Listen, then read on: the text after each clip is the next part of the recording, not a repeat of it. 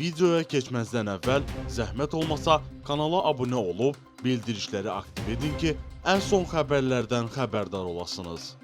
Dini qurumlarla iş üzrə Dövlət Komitəsinin sədri Ramin Məmmədovun rəhbərliyi ilə Heydər Məscidinin imamları Hacı Rüfət Qarayev və Hacı Hafiz Abbasov iyunun 24-də Almaniya Bundestagının Xarici Siyasət Komitəsinin sədri Armin Laşetlə görüşüb. Görüş zamanı dinlər arası dialoq, birgə yaşayış ənənəsinin təşviqi ilə bağlı məsələlər müzakirə olunub. Azərbaycan və Almaniya arasında bu sahədə əməkdaşlığın genişləndirilməsinin vacibliyi vurğulanıb.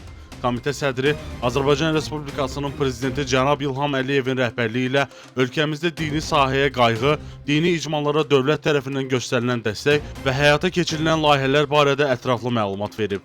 Azərbaycan Respublikasının Almaniya Federativ Respublikasındakı fövqəladə və səlahiyyətli səfiri Nəsimi Ağayev səfərin məqsədi barədə ətraflı məlumat verib. Qeyd edib ki, iki ölkə arasında yüksək səviyyəli siyasi əlaqələr bütün sahələrdə əməkdaşlığın inkişaf etdirilməsinə imkan yaradır.